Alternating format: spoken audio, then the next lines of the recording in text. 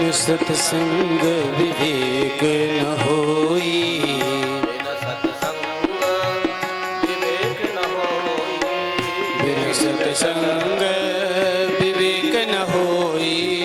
राम कृपा बिन सुलभ न सोई, राम कृपा बिन सुलभ न सोई, राम कृपा बिन सुलभ न सोई, राम कृपा बिन सुलभ न सोई। ये सत्संग की महिमा है। सत्संग से ही जीवन में निखार आता है, भगवत प्राप्ति होती है। और आप लोग देख लीजिए कि जितने बड़े बड़े भगवत भक्त हुए हैं, ये सब सत्संग करके ही हुए हैं। बिना सत्संग का कुछ मिलने वाला नहीं है। इसलिए सत्कर्म करिए, सत्संग करिए। अब सुखदेव जी ने 4 बातों को बताया कि 4 बातों पे विशेष ध्यान देना चाहिए। कौन कौन से? जितासनो जितश्वासो जित संगो जितेन्द्रियः स्थूले भगवतो रूपे मनः संद्राणयेन्द्रिया। जितासनो अर्थात आसन को जीतो। 84 प्रकार के आसन होते हैं।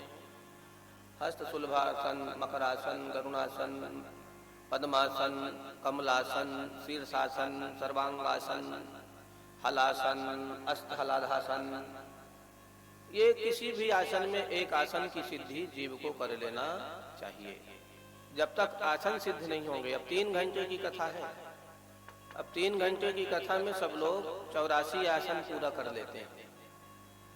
कभी पैर सीधा करें, कभी तिरछा करें, कभी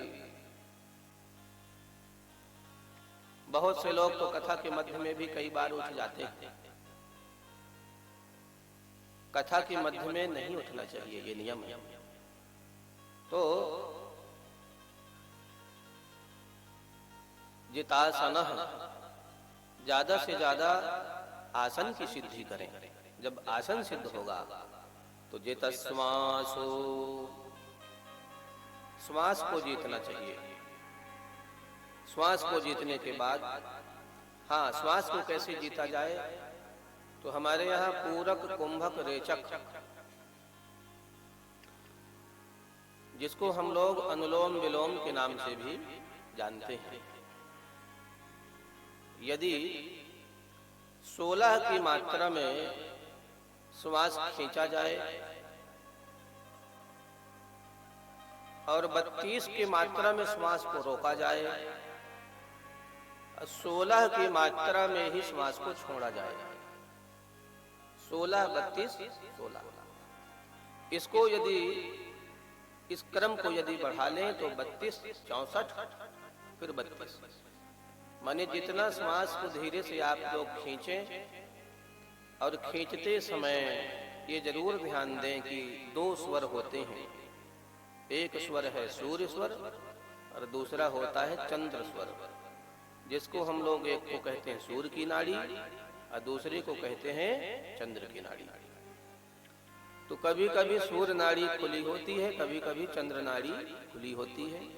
दाहिना नासिका सूर्य नाड़ी है और बायां नासिका चंद्र नाड़ी। तो जो नाड़ी खुली हो, जो श्वास खुली हो, कभी कभी दोनों खुला रहता है और कभी कभी एक नासिका ही खुली होती है। तो जो नासिका खुली हुई होती है उसी से श्वास खींचना चाहिए, लेना चाहिए।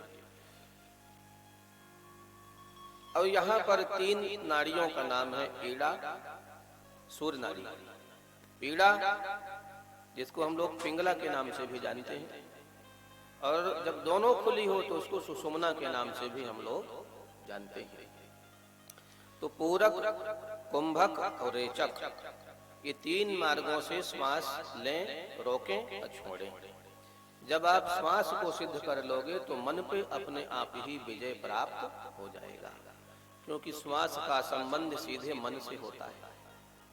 मन क्रोधित होता है ना, कोई अटपटी कोई बात कर दे तो मन क्रोधित हो जाता है। अब आप कहोगे कैसे, तो उदाहरण के लिए समझ लीजिए। यदि हम आपको आशीर्वाद दे दें तो कौन प्रसन्न होगा? मन। और यदि कोई आपको गाली दे दे, डांट दे, तो कौन दुखी होगा, क्रोधित कौन होगा? मन। अच्छा, आशीर्वाद देने में, बड़ाई करने में शरीर को तो कुछ फायदा है नहीं, लेकिन मन प्रसन्न हो जाता है। शरीर तो जस का तस है, लेकिन मन का प्रभाव तो देखो। कोई आशीर्वाद देता है तो चेहरे में क्या रौनक, क्या प्रसन्नता, क्या मुस्कुराहट, जादुई विद्या झलकने लगती है। और कोई डांट दे तो, कोई फटकार दे तो, कोई गाली दे दे तो गाली चपकता है क्या? यदि कोई गाली दे दे तो गाली देने से शरीर में लगता है क्या? देखे हो कभी? नहीं। लेकिन मन दुखी हो जाता है। इसीलिए मन का संबंध सीधे श्वास से है। कैसे? मन प्रसन्न होता है तो श्वास सामान्य हो जाता है, और मन क्रोधित हो जाता है तो श्वास की गति भी तीव्र हो जाती है। क्रोधित तो मन होता है, लेकिन श्वास जोर जोर से चलने लग जाती है। तो मन का संबंध सीधे श्वास से है। सब मन का खेल है भैया।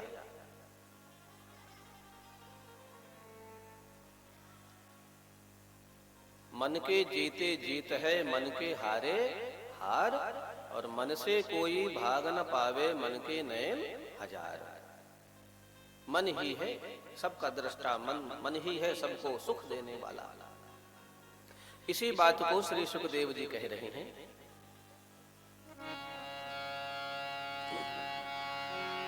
जितासनो जित श्वासो जित संगो जितेन्द्रिया, स्थूले ब्रह्म भगवतो रूपे मनः संध्राणयेन्द्रिया, मनः संध्राणयेन्द्रिया।